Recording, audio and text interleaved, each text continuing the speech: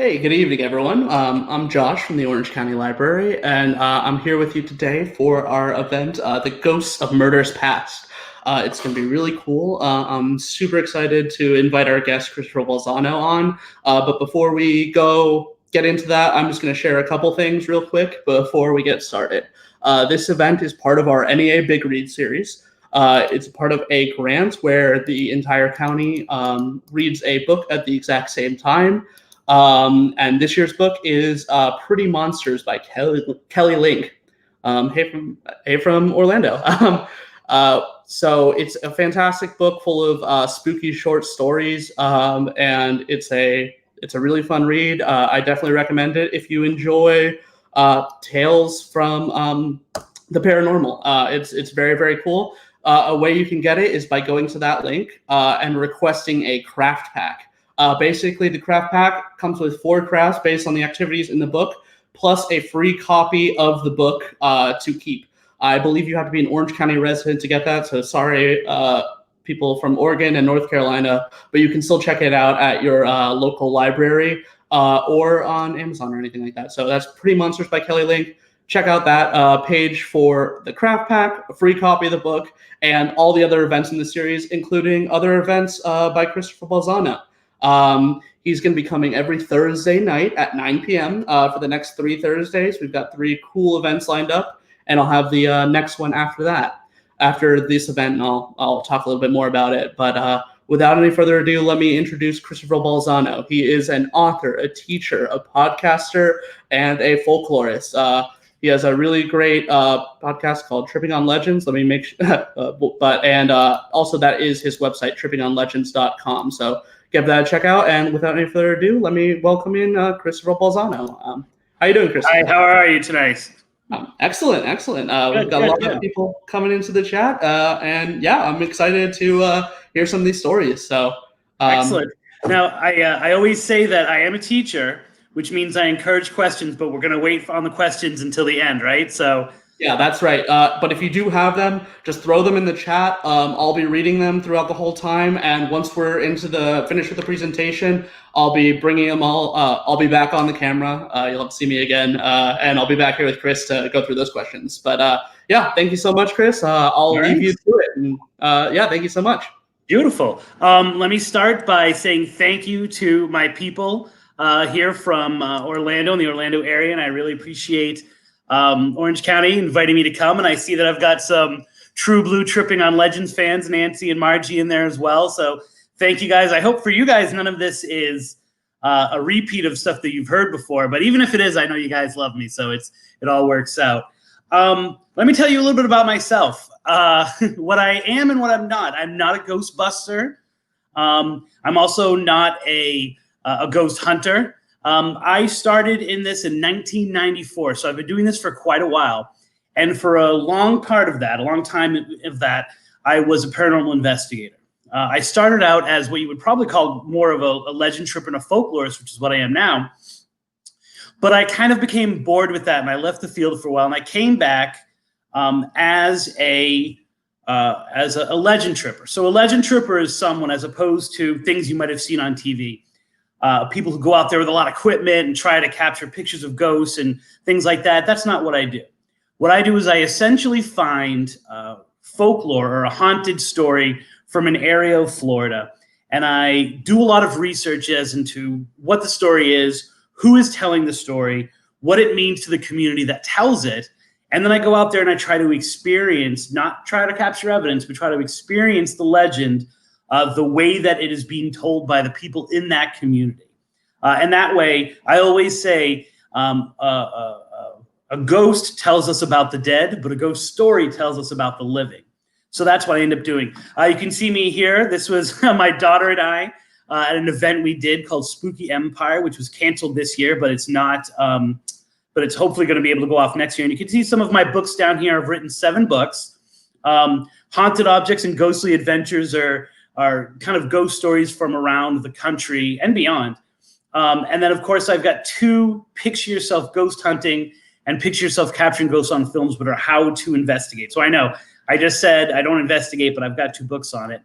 And this book down right here in the corner is I am one of the leading authorities, for lack of a better word, of an area of Massachusetts where I'm from called the Bridgewater Triangle, where pretty much anything that can happen in the paranormal world will happen. And I'll actually talk about that a little bit later because it's got a connection to Florida. Over here on the left, you see, I am actually, once again, I hate praising myself, but I've got to do it a little bit. Over here, I am probably one of the leading authorities, at least a leading non-Native American authority on this paranormal phenomenon known as a pukwudgie, which are these little troll-type creatures that I've kind of brought to the forefront. And of course, right here, plug, is my new book, which comes out in 2 weeks, but you can pre-order it now, and you can actually order a signed copy from me if you get in contact with me, and that's Haunted Florida. Haunted Florida Love Stories. And we're actually, I believe, next week going to do an entire presentation just on that. And actually, some of the stories that we're going to talk about tonight are actually in that book. Why murders? Like, why do a ghost presentation, or why look at haunted folklore and ghost stories that have to do with murders? And the answer might seem really simple. There are 3 major reasons why ghostly folklore is told. And oddly enough, we're going to be covering all 3 in my discussions. The first is murder, right? The second is love, and the third are curses. So we're going to be covering all of those over the next 3 weeks. Why murders, though? Murders are something tangible. They're something that we can actually put our finger on. Oftentimes, we can trace back the details of the incident, right? We all know if it bleeds, it leads. We're compelled to try to understand those murders. And if something weird happens, if something unexplained goes on, and there's a murder that has happened nearby, or you think that there might be a murder element to it, it makes sense, right? Ghostly folklore develops because people experience weird things they can't explain, and they need to understand them. They need to figure out what is going on here, or what might be the possible reason, so that their brain can make sense of what they're seeing. Murders are a perfect rationale for that. They're violent, they're often sudden, and they kind of tap into the same weird or dark place that we have in ourselves that also likes ghost stories. So if you can combine those 2 things and actually have a ghost story that involves a murder, it makes sense to people. They shake their heads and go, yeah, I can see how that place can be haunted. 23 people were murdered there. Makes complete sense. The first story I want to talk to you about tonight are the many murders of Indian Springs. So Indian Springs Cemetery could be one of the most written about cemeteries, haunted cemeteries, in all of Florida. When I first moved to Southwest Florida, that's where I'm from, this town called Cape Coral, everyone said, that's the place you've got to go. That's the place you've got to go. And I didn't go for years because of yeah, I know haunted cemeteries. But what is compelling about Indian Springs is not just a paranormal activity, which is crazy. It's got a long history of paranormal investigators going there just on their day off so they can experience something. It's that active. For me, I was drawn in by the ghost stories, by the background of these people and these incidents that are going on there. It all begins with the Bloody Bucket. We're going to be covering 2 bloody buckets over as we do this, but for now, we're just going to focus on the one that's in Punta Gorda at Indian Springs. So the story goes, and I'll go back 1 slide for you guys. This right here on the right, this is Ma and Mac McGraw. And Ma and Mac McGraw, right at this intersection of 41 and Alkline Road in Punta Gorda, they owned a railroad stop. And this railroad stop was probably the most popular place in town. This was a dry county at that time. But the Bloody Bucket was well known for being kind of a popular speakeasy, we'll say, in the town. And of course, for all of the people who were getting off the railroads there. This is where turpentine was coming in and materials were going out and all that kind of stuff. And they owned a little shop right here, and it sold sandwiches, and it sold ice cream and sundaes and candy and all this kind of stuff. And it sold something known as the Bloody Bucket. So I'm not sure how you guys like your alcohol, but the Bloody Bucket got its name, the place, the nickname of the restaurant, because Ma McGraw used to make this mixture called the Bloody Bucket. And the Bloody Bucket consists of 1 part moonshine. So she would take these huge vats of moonshine and she would mix it with equal parts strawberry syrup from the ice cream shop. And from what I've been told by everything that I've read, it tasted delicious and it floored you almost immediately. And so this place, they used to pour bloody buckets for people all the time, and it sometimes got a little rowdy. So other people feel it might have had something to do with all the fights. Is the other reason it was called the Bloody Bucket. But it was a very, very popular place in town, and everything was going well. Ma and Mac McGraw were the ideal couple. They were the picture of love until one day, Mac got killed. So a man is said to have entered the Bloody Bucket and tried to rob it. And Mac McGraw was shot 12 times in the back as he tried to make it to the back room. Now, here's the miraculous thing. He made it all the way to the back of the store, got his gun, and then shot and killed the invader with 1 shot. So with 12 bullets in his back, somehow he was able to do it. If that sounds weird to you, you're getting what I'm trying to feed you here. Everyone in town knew that there was something weird about that. Everyone knew that it had nothing to do with a break-in, that this guy was a pansy, he was completely set up, and that actually it was Ma McGraw who killed her husband, Mac, her and her lover, Dick Wyndham, which everyone in town knew that they were completely in love with each other, and they actually ended up getting married, that he was responsible for the murder of Mac McGraw. And this right here, you can kind of see on the right, is their grave, right? So Ma McGraw ends up getting married to Dick Wyndham. He ends up dying, and she has some pretty insane and crazy adventures as they leave Prohibition, as other things kind of go on in the the troubled history, we'll say, of Punta Gorda. She finds herself there a lot. So does Dick Wyndham. And here's their grave. Now, at this grave, people have seen weird lights. They've seen dark shadows. I went there myself because we basically went to this area right here where this intersection is. We drank some strawberry-flavored alcohol, and then we went into the cemetery and went to these headstones, and we were actually able to get Ma McGraw to talk to us. She encouraged us. Her voice kept coming over the machines telling us to drink and drink and drink. But why? Why would this? I mean, granted, he's murdered. Why would he come back? What was the upheaval, right? I mean, you would think that he had found love. Well, the best way to explain that might be to look a little bit closer at the grave of Mac McGraw. So this is the little plot that they have here. And here is Ma McGraw all the way to the left. And here is one of their children that died. And here's Mac McGraw all the way over here. Yeah. Guess who's in the middle? Dick Wyndham. Now, I don't know what's going to make me become a ghost. I don't know what could possibly be unsettling enough to make my soul never find any kind of freedom and peace. But if I had to be buried not only next to the man who murdered me and my wife who murdered me, but to actually have them in between, I know for sure that would be coming back and terrorizing someone. One of the other weird things, if you can see these woods right here, if you go to Indian Springs, what you're going to find is that nature is all around you, and there's these loud noises, and then all of a sudden everything will just stop. And it's almost as if time itself stands still. And there are a lot of ghosts that are in this part of the cemetery, and a lot of people feel that it is probably Mac McGraw. And we actually got him saying Dick Wyndham's name on tape as well. But that's not the only ghost in Indian Springs. The other ghost, and probably the one that is a much more tragic story, if murdering your husband is not tragic enough, and that would be Marshall Bowman. Marshall Bowman is buried probably less than 100 yards away from the McGraws. It's really weird. Indian Springs is really 2 cemeteries.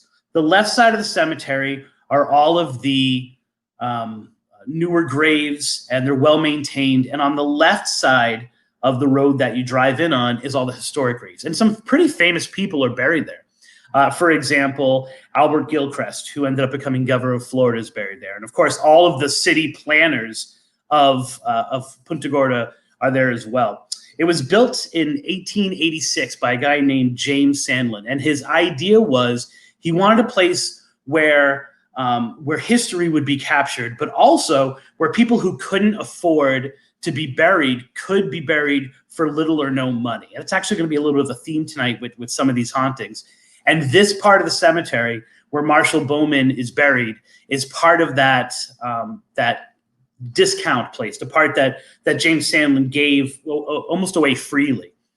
Marshall John Bowman first came to Punta Gorda, I believe it was 1885. So he is kind of at the beginning as the new century is kind of along the horizon. And it was a pretty lawless place. There was a lot of corruption going on. There was bootlegging was starting. There was a lot of crazy things going on because it's a major port city. And he was brought in to clean things up. And he did his job a little too well, because one night, as he was sitting in his house, he had one of his daughters in each arm and a cigar, right? You could do that in those days, have your kids and be smoking a cigar at the same time. He was shot in the head through the window. And for all intents and purposes, this was a horrific scene. His daughter, Lizzie, who was one of the daughters who he was holding, her dress was so bloodied and so filled with gore that it was actually brought in during trial to offer proof as to how horrible these crimes were and how the man who was eventually caught had to perish. So he's shot, and his neighbor, Albert Gilchrist, is the first man on the scene. And he picks up Marshall Bowman's dead body, and he's crying over it, waiting for someone to get there, the doctors to get there. And he says, I will avenge you. Like, I will not rest until I find who killed you. And so the manhunt starts. And eventually they come across a guy by the name of Isaiah Cooper. And everything says that there's no way that Isaiah Cooper did this. He was totally just set up, and he couldn't afford a defense, and he was seen in the area and had once said to Marshall Bowman, I'll kill you, Marshall Bowman. And there was no evidence. There was no gun ever found. Someone said they saw him in the general area around the time it happened, but he was convicted and he was sentenced to die. He goes up to Arcadia, which was the town seat, the county seat at that time. They build the gallows for him. And about an hour before he is set to be murdered, they say, no, it's not going to happen. And so it's funny because all of the people from Punta Gorda had taken the train up to see this man killed. And the way the newspaper articles say it, it's interesting because they say everyone was excited and they started a mob and they started to march on the courthouse and the jail to get their own vengeance on Isaiah Cooper. And they heard the train whistle and were like, oh, it's time to go home. And they all got back in the train and went back rather than kind of seeking their own justice. This happened 3 times to Isaiah Cooper. 3 times he was set to die in the gallows and never was executed. As a matter of fact, the last time his death sentence was commuted, and it was life in prison. And the governor had just taken office the day before. This was his first official act as governor, was to commute this sentence to life in jail. The governor, of course, was Albert Gilchrist, the same man who mysteriously had held on to his friend and said that he wouldn't rest until his murderer was caught and convicted, allowed this guy essentially to go free because Isaiah Cooper was transferred to a prison camp in DeLand, where he easily escaped by running into the swamp. And it said that the camp guard said that he was going to follow him into the swamp and catch him, but he didn't want to get his shoes dirty. And he was never seen from again.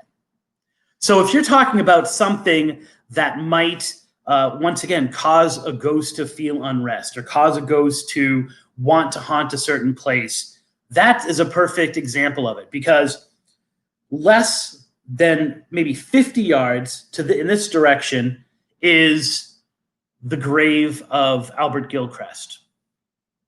Less than 100 yards in this direction is the man who was brought in and first questioned and was the most likely suspect in killing Marshal John Bowman, and that would be our good friend Dick Wyndham.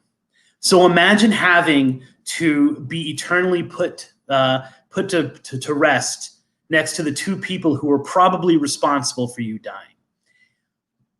Marshal John Bowman's grave is probably the saddest grave that is in the cemetery because there is no one around him. His family didn't have money to stay in Punta Gorda after he died. They had to go back up to Wauchula, and they are not buried with him. He has absolutely no one around him whatsoever. Imagine how lonely that must be for a man who essentially gave his life to protect people. And that might actually be the bigger spark of why his ghost is still seen, because his job isn't quite ready. Because where he's seen is right next to this area, and it's the two bottom pictures here. It's this place called Babyland. And in Florida, or in this cemetery in particular, Babyland was a place where you could bury your child if they were under 3 for free.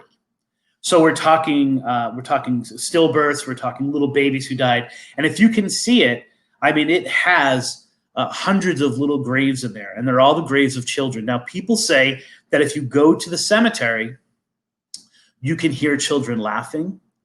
You can see these kind of like little small dark shadows running up and down. But the biggest ghost, both figuratively and literally, that people see is a tall, dark figure that walks back and forth across Babyland as if he's potentially protecting the spirits that are there. Now, they can't see any physical features. They can't see what he's wearing or anything. He's just this really tall figure. And every news report and every article you find about John Bowman, it says what a commanding presence he was, that he was taller than everyone else.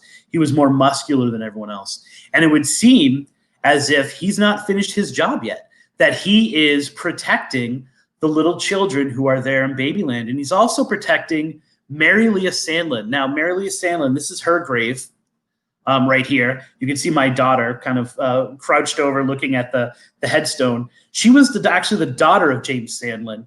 And he never knew that when he donated that land that he was going to actually live to see his own daughter buried there.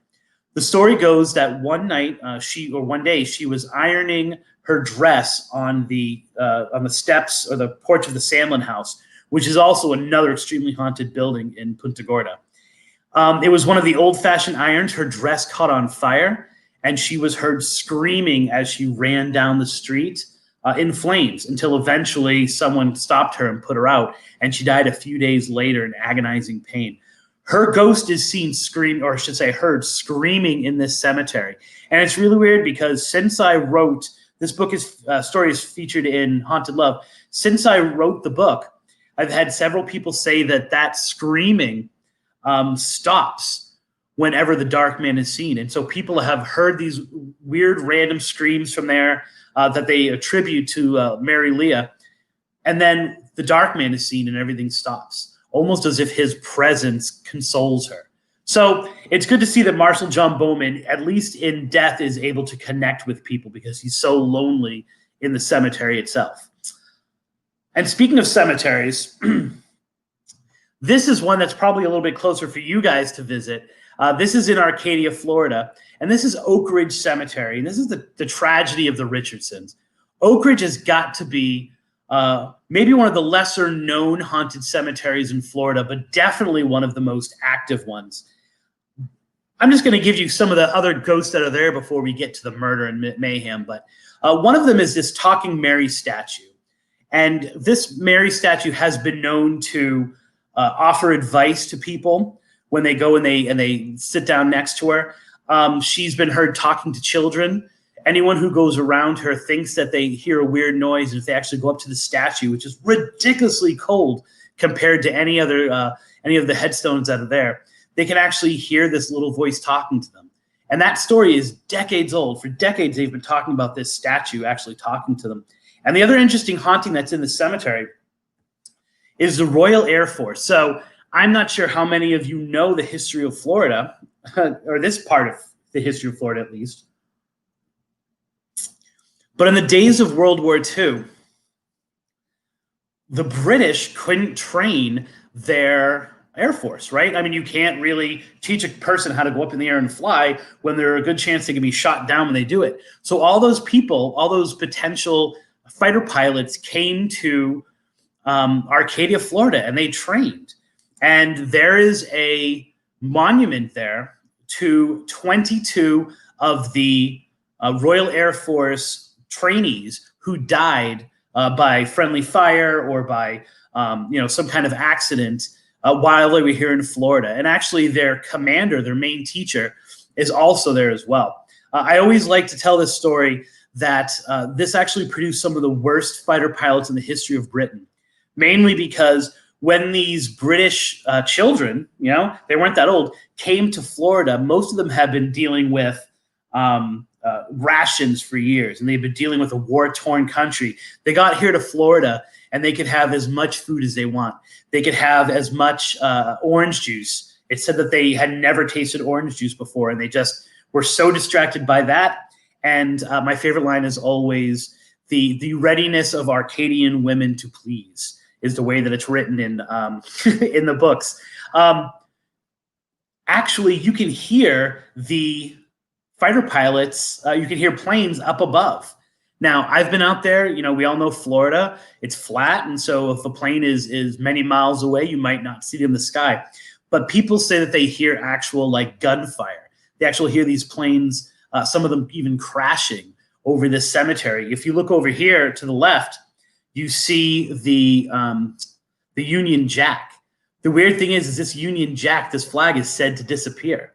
No one has raised or lowered that flag since the first person back in the 60s, he died in the 70s, stopped raising that. So it just flies all the time. Not right now. We went there recently and it wasn't flying at all. But when it's flown, no one takes it down. It just stays up night and day. People walking the cemetery say they'll look back to the Union Jack and it will disappear. And then a few minutes later, they'll look back and they'll see it flying again. And then they'll look back again and it'll have disappeared. So it's this very weird thing going on there. But the really interesting story is a lot darker. And that's the children in the back of the cemetery. So if you go to this cemetery in Arcadia, and originally when it was built, it was meant to be a segregated cemetery. So there was a black section and there was a white section. That was lifted, but of course, family members had already started to bury themselves in different sections of the cemetery, so the tradition kind of just continued.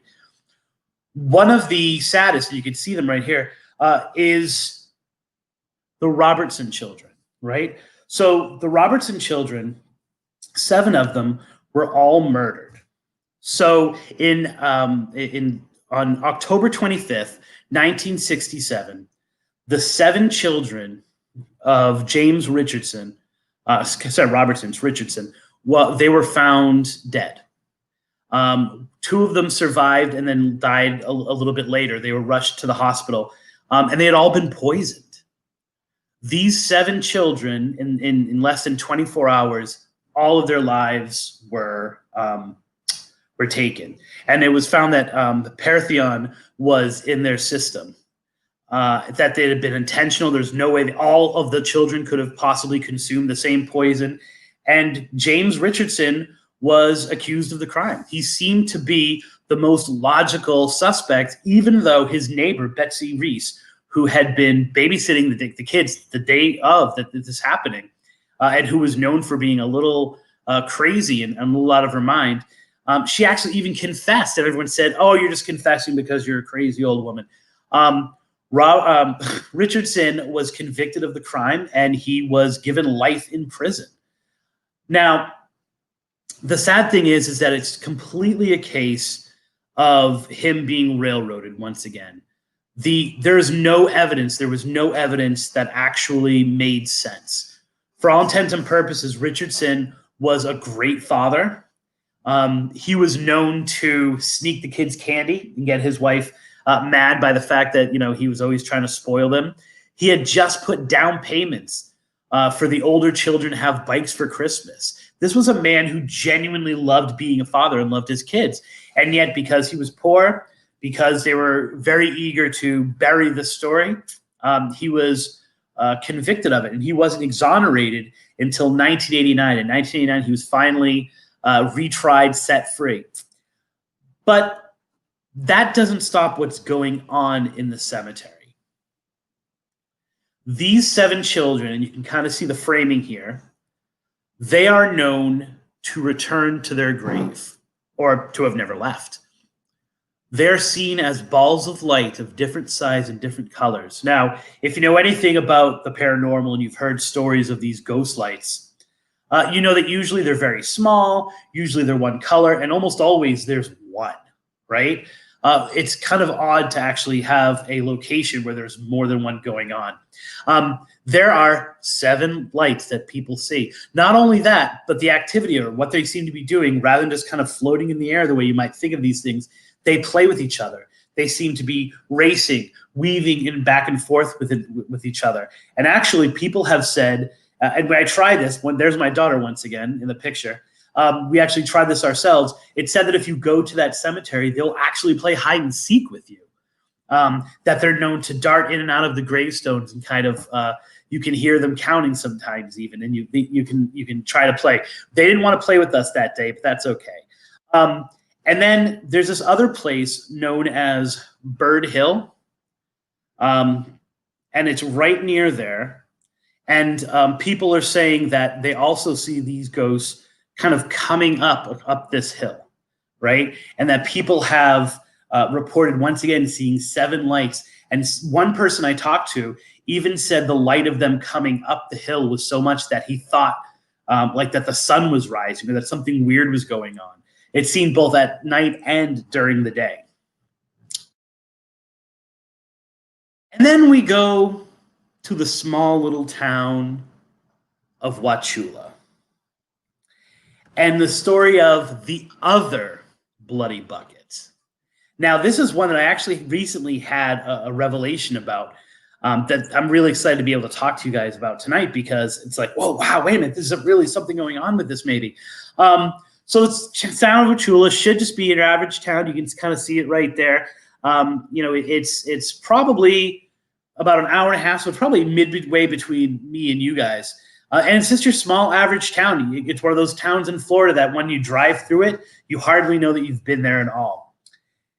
And yet there's the story of Ludmilla Clark. And Ludmilla Clark was a midwife. Now, the way the legend goes is that her and her husband had come down from Georgia. They were freed slaves in that, the Civil War had freed them.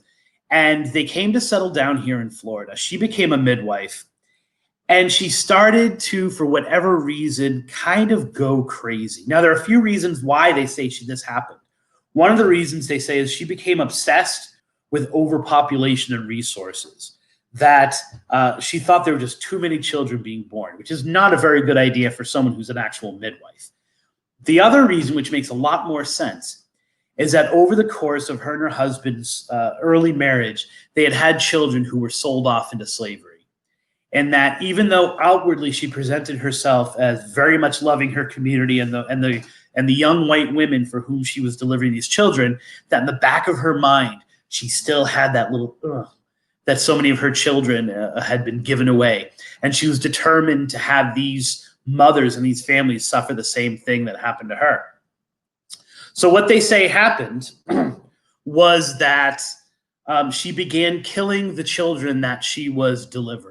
Right? Not all of them, but enough that people started to get suspicious. And whenever this happened, whenever there was a death, Ludmilla or Mary or Martha, depending on which version of the story you hear, which is how you know it's probably just folklore, she would bring the afterbirth and she would bring the baby down to the Peace River on Griffin Road, where this bridge kind of crosses over the Peace River. She would bury the children near the water, and she would dump the afterbirth, and she would dump any of the other remains into the water itself.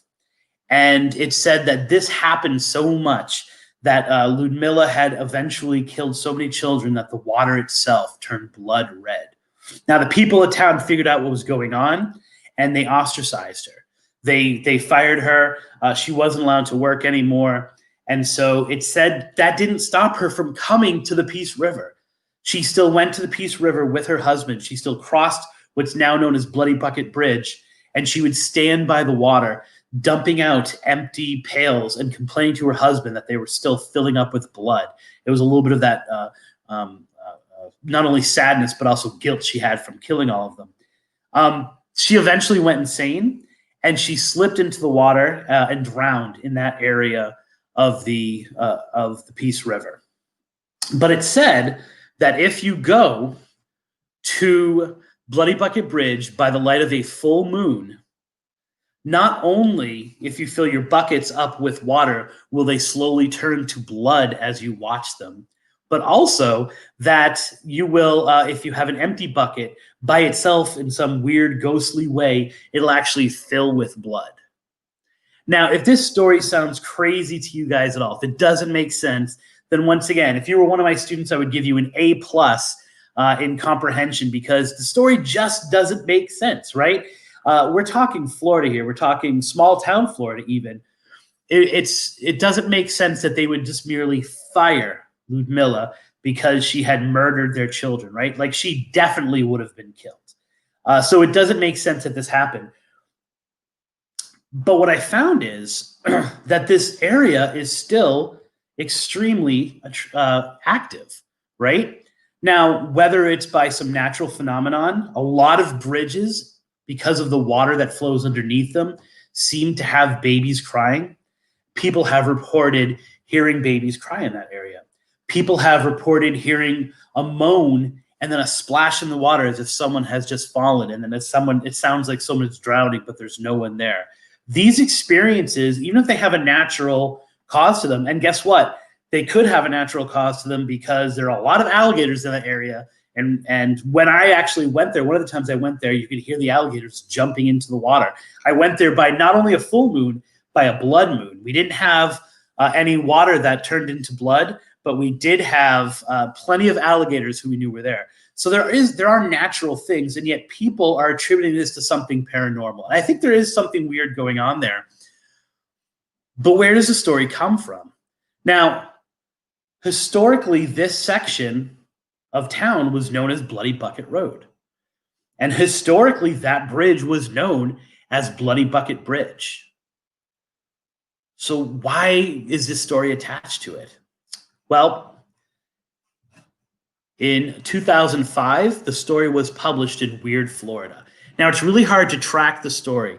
There are other people here that work in Florida, and they kind of take this as maybe potentially being the real story. The story appears in Weird, Florida, and since then has been repeated and repeated and repeated until this is the story that actually is what happened at the Bloody Bucket Bridge. But there's a much different story that actually goes on. So I was able to find a posting from 2003 of a woman who said, you know what? You guys are all enjoying my ghost stories. I want to make up another ghost story. Today I'm going to talk about why this story is called why this area is known as Bloody Bucket, and why this road is called Bloody Bucket Road and the bridge is known as Bloody Bucket. And she essentially tells the story of Ludmilla. She invented this story 100%, and it caught on. People started telling it, even though in the posting she clearly says it's fiction, and even though she clearly says that she's writing it, and the comments say, "Hey, that's a really good ghost story." The reason why the Circle K is here is because she says she heard the story from a guy at the Circle K who was out front, who had lived in the town for generations, and so he knew the full story. If you can look at the picture on the left, this is when I went out there the first time, and yeah, the cops stopped us. They wondered what we were doing in that area, and the cop told us a story that I had kind of already heard, which is the reason why the road is called the Bloody Bucket this is very similar to the Punta Gorda story, is on this location right here, there used to be a bar. And the bar, it was called the Apple Bar, and it was so vicious, and there were so many fights, and people were constantly getting their teeth knocked out, that every night when they mopped up, they would have these buckets of blood. And they dumped them. It was at the beginning of the road. They dumped it. And so people just started calling the road Bloody Bucket Road because that was the nickname of the bar. And of course, it completely fits in because the water that is in that area during certain times of the month, the rust and the minerals that are in that water make it red. There's weird phenomenon that's going on, right? And it sounds a lot better to make up this story that kind of hits upon all these interesting aspects of our personality. You know, the midwife, the person we think is responsible for taking our children, and then, you know, something weird goes on, something unexplained. And so, you know, we lose our child. Who was it? It was a murderer. So it makes sense that all these stories would kind of attach themselves to this location that was already called something weird, already called the Bloody Bucket. But I was doing some research recently, and only because of my ignorance, but there is the classic story, and maybe some of you have seen the movie or you've seen the advertisements for the movie, and that's La Llorona, right? And she is Llorona. Sorry, my daughter off-screen is correcting me on my pronunciation in Spanish.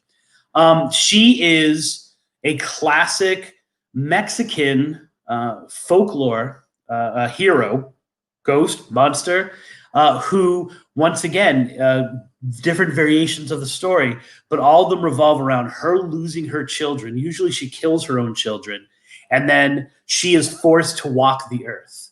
Now, you might say, well, that's kind of far-fetched. This is small-town Florida. You know, we're talking African Americans and not Mexicans. Like what? But, you know, the story actually comes from a deeper tradition in Europe as well. And the story is well known enough. Now, it's really popular now because of the movies and because of the urban legends and because of the sightings people are having of her now in different parts of the world. But who's to say that that story doesn't kind of make itself known a little bit, that people didn't know of that story, and so it made more sense. So it's one of my favorite bits of folklore in that I was able to pretty much say, absolutely not. Ludmilla never existed. The story is completely wrong, and yet ghostly activity is still going on. Little kids are still heard crying in that part of the river. They still have these phantom splashes that people can't explain.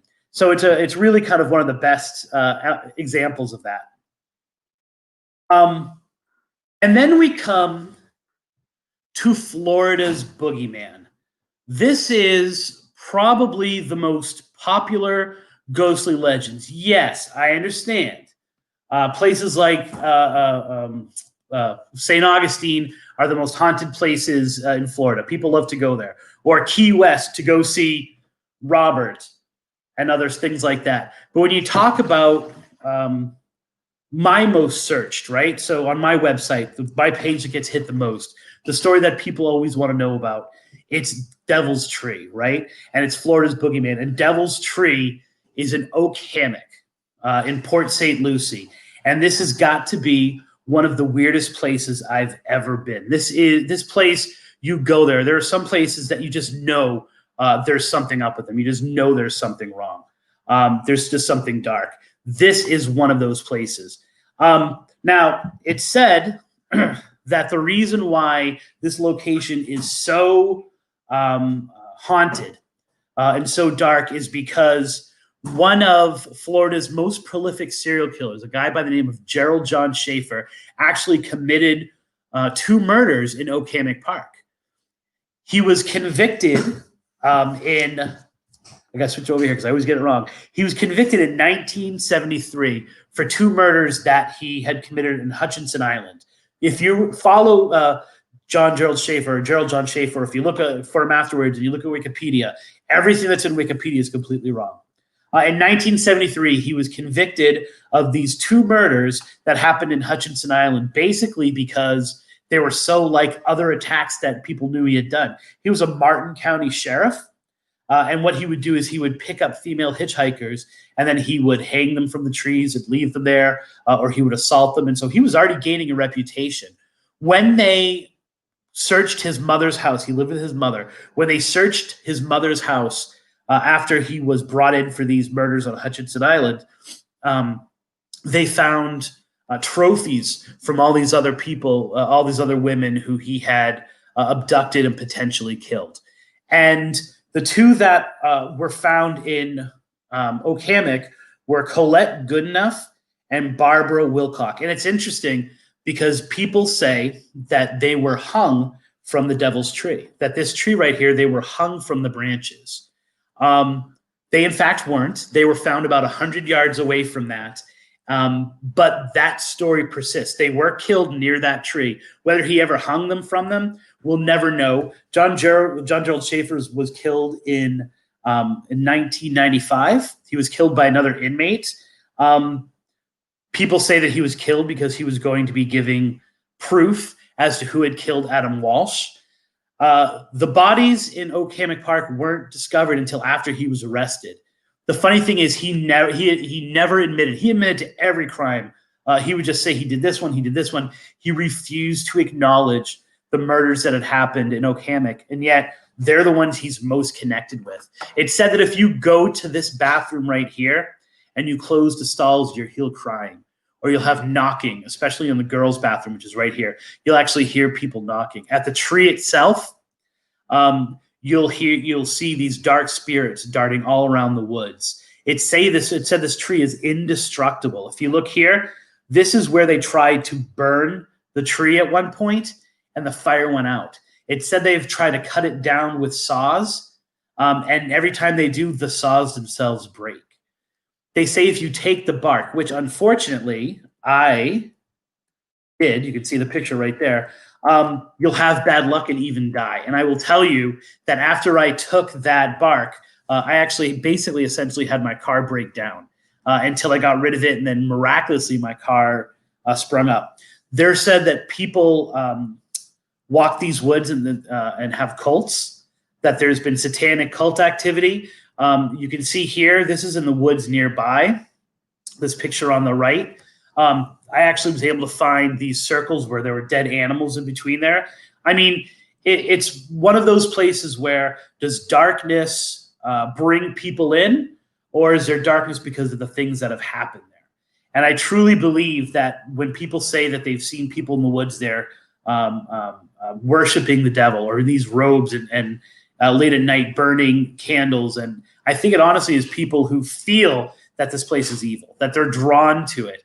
I believe that, Schaefer was never convicted, but it's thought that he killed those people. I think that kind of energy can stay in a place. That's why they see dark figures, things that are known as shadow men, that people have even said they've seen the ghost of women hanging from the trees. It's really one of the most haunted places in Florida. And people have had, when we were there, essentially we had our own experiences there. It was during the day. If you guys have microphones or headphones, I want you to turn them way up so you can hear these two quick clips. And the first one, I'm just going to let you guys hear, and you guys can judge for yourself, and then I will say what's going on here. So here's the first one.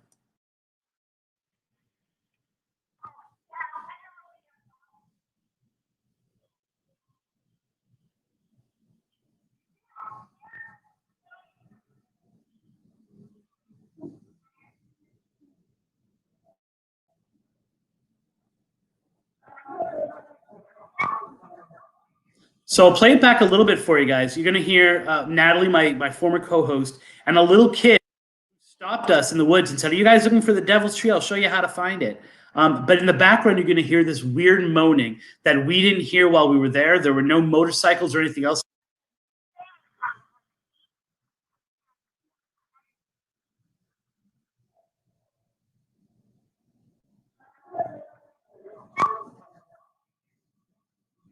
And the second one I'm going to show you guys real quick is this one over here. And I want you guys to listen closely to this one.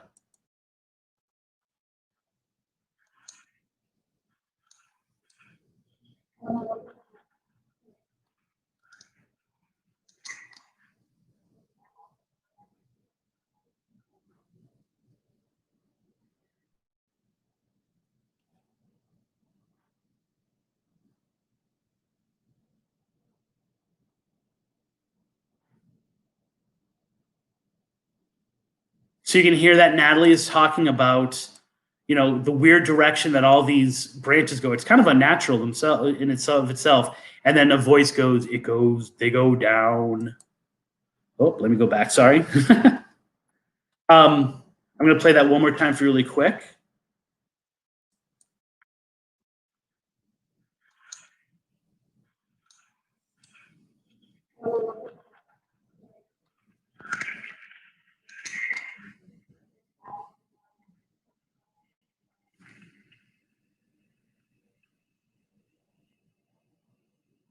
And then it repeats.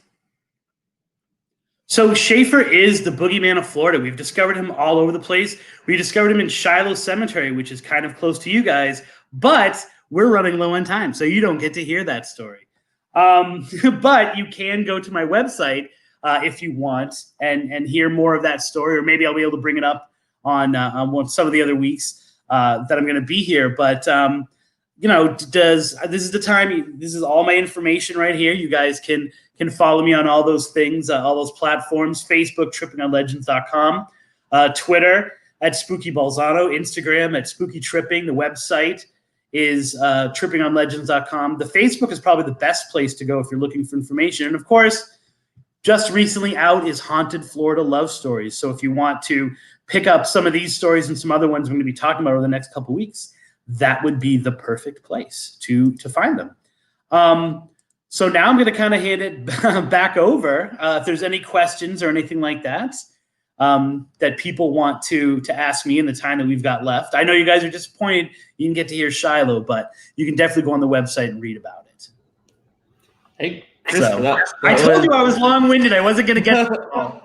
No, that was awesome. Let's yeah, I mean, I've definitely been looking on your website. He has all like tons and tons and tons of these Florida folklore and ghost stories posted on his website. I just shared it in the chat that trippingonlegends.com. You can check that out. And also the Facebook, your Facebook is a great place to just keep up to date. You can find all those links on the website. I also posted a link to the Florida's Haunted Love Stories, the book that's coming out. On the website, it says September 14. Is that correct? September 14th is when it's coming out. But if you go to the website, if you go to Tripping on Legend, well, more to Facebook is easier. If you go to the Facebook page and you send me a message and you want an autographed copy, I can get it to you this weekend. Oh, awesome. So you'll get it for $20. So you'll get it for less money. You'll get a signed copy. But you've got to be able to pay through PayPal or Apple Pay or something like that, and you can get your copy within the next week before all your friends. Don't you want it before all the kids in the neighborhood get it? You don't have it. Melanie, I've got to say hello to my student Melanie, who's been watching along. Melanie, I'm so glad you were able to come in. Yeah, saw that. She's been posting some great questions as well. A few that I wanted to bring up. Yeah. When did you?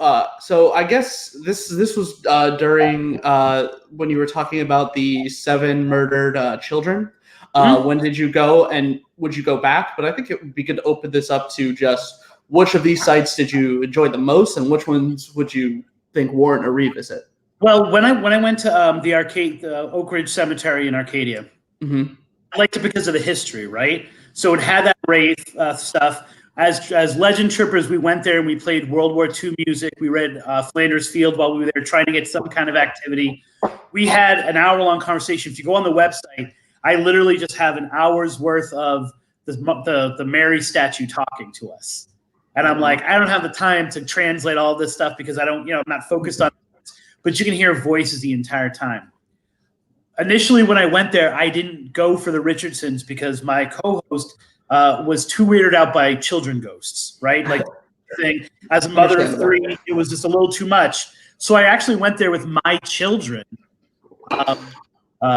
during spring break back in March. It's an absolutely amazing place. It's very peaceful. It's very tranquil. Unfortunately, or fortunately, we were interrupted by people who were coming to the cemetery who said, we clean up around here to keep this story alive, to keep the story of the Richardsons alive so that this kind of thing doesn't happen here, so people don't just see Arcadia as this bad place. And so even though we brought toys for the kids to play with and we tried to play hide and seek with them. That didn't work, but I was able to teach my kids history. I was able to teach my kids about the other side of race relations and these issues that seem abstract watching them on the news. And yet when you're there in the cemetery and you see these kinds of things. So that was probably, my draw to that. I go back to all these places. Nothing scary. The only thing that scares me are needles, heights, and ticks. And unfortunately, my new project, which takes, the book that I'm working on right now is all about the Ocala Forest. Oh, geez. The towns around it. So you guys know that area because you're from there, and it goes into Orange County a little bit. Every time I go there, I get ticks. So yeah, it is an unstoppable force here. Exactly. Any hike that you do you're gonna get something like that. But make sure if you guys go to visit any of these, wear long pants, wear some boots if you got them. And most of these.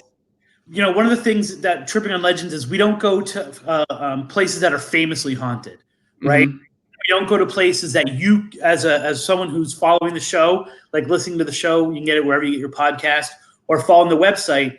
No, you can go to Oak Ridge Cemetery tomorrow if you want. You can go to Bloody Bucket Bridge in Wauchula tomorrow, or at the next full moon would probably be better. But there are things that are outside, the things that are rich in history. So you can also, when you read up about them ahead of time, you're getting a history lesson, and you might get weirded out and freaked out.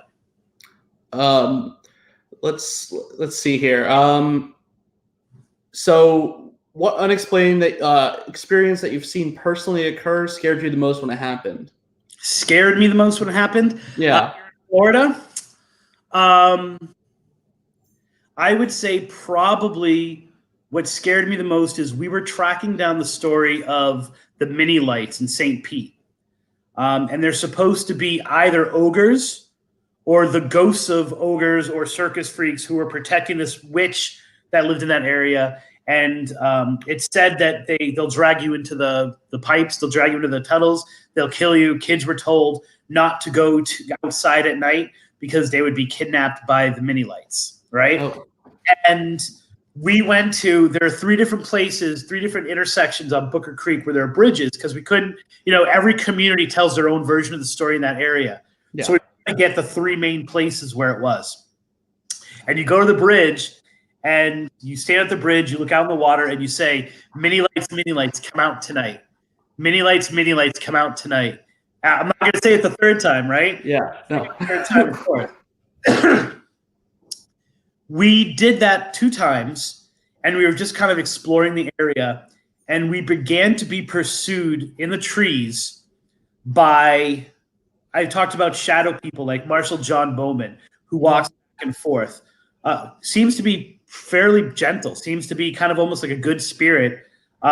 This I got a very dark feeling about, and it was kind of jumping from branch to branch in the trees of the park as we were going. When we got to the 3rd location, which was a tunnel, I started to hear alligators, first of all, but I started to see that same dark shadow in that area. That was probably the most weirded out. By the time I started Tripping on Legends, I've been doing this for 20 years. There's not much that scares me, but that was the freakiest one because, in Florida at least, because I felt that we were being tracked, that something was something dark. Yeah, the pursuit is like right. And the worst part is oftentimes when that stuff happens, you can share it, and by sharing it, it makes it less scary almost. Sure. Kind of laugh about it and yeah. I couldn't because I knew the second I said that there was something dark following it, my co-host was going to take off. Was not going to. So I had to kind of just hold it in.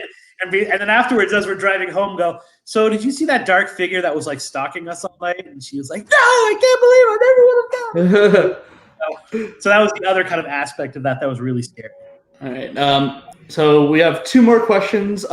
Second one is going to be answered probably in like 1 word, but just let's do this one here real quick. Do ghosts, folk tales like this tend to be clustered in certain parts of the country, or are they found pretty much everywhere? All right. So here's what I always say. Every story that I tell on Tripping on Legends begins with a Florida-based ghost story, right? And then when you tell that story, when you tell the elements of that story, people all across the country, all across the world, but especially all across the country, are going to say, that's not, no, you're getting that wrong. That's not in Florida. That's in my hometown. So when you talk about, you guys are close to Lady Lake, right? So when you talk about Julia, who walks Rolling Acres in Lady Lake, who also was probably killed by Schaefer, by the way, that woman in white who walks the street and then disappears when you get close to her, that's in every town in America, right? So what I always say is the phenomenon or what's going on, the ghost part is specific to that area. The ghost story that develops around it usually taps into folklore that's been around for years because people know it and they fall back on it and go like, oh, you know why that happens? Because she was supposed to get married and her husband left her, and so she committed suicide, and now you've got a story that's heard all across the world. Yeah, and that's the super interesting thing. Like, just oral history in general is just like so. You know, I heard this at camp one time, and then that person from across the country is sharing that with their friends, and like that happened 50, 60, 100 years ago, and like everything is like kind of. It's funny because that happened to me. You tell that story, people are not going to like the ghost story anymore, but they do.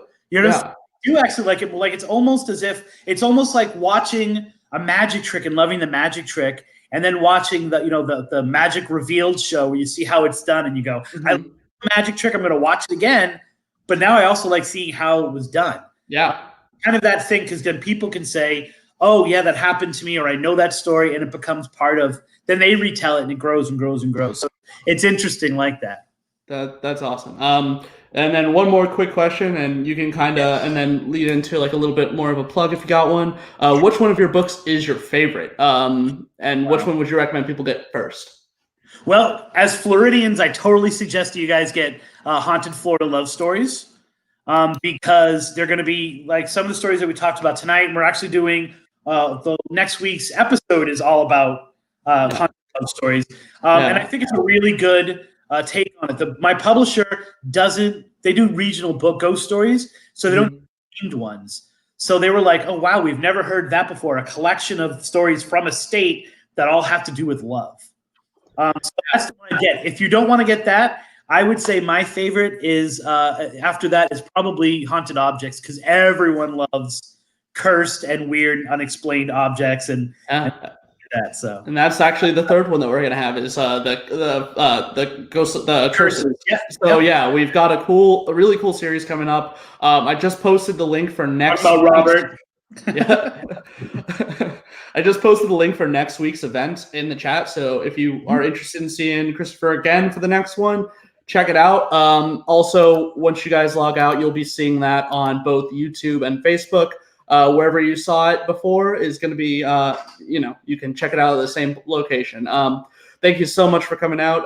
Got any last minute plugs or anything like that you want to say? If you listen to podcasts, wherever you get your podcast, just go to Tripping on Legends. And other than that, I always say even more than the website, trippingonlegends.com, is the Facebook page, because I post a lot of little stories that I find and all this stuff. And of course, you can watch the live show that we do at facebook.com/Tripping on Legends. And other than that, I love people to tell me their stories and their reactions. And I'm reading some of the comments. I want to thank you guys for coming in. Trust me when I say that next week's show is a lot more interactive. We're going to have some actually crazy clips and sound bites more than we had tonight on next week. So awesome! You want to make sure you come in. You want to make sure you come in if you like the evidence, which we all like a little bit too. So absolutely, yeah, definitely come check us out next week. Same bag of time, same bad channel. So thanks a lot, Christopher. That was fantastic. Super well researched. I loved it. And thanks again, everyone, for attending from all across the country. All the way up in Southern Oregon is the furthest west we got. So, and then all the places in between, we had people from all different parts of the country. So that was really great. So thanks a lot, everyone. We'll see you next week. Bye. See you next week. Bye-bye.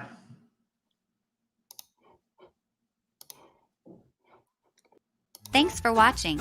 Subscribe to our YouTube channel to be the first to find out when we have new fun and informative videos for you. Orange County Library System is your place to learn, grow, connect.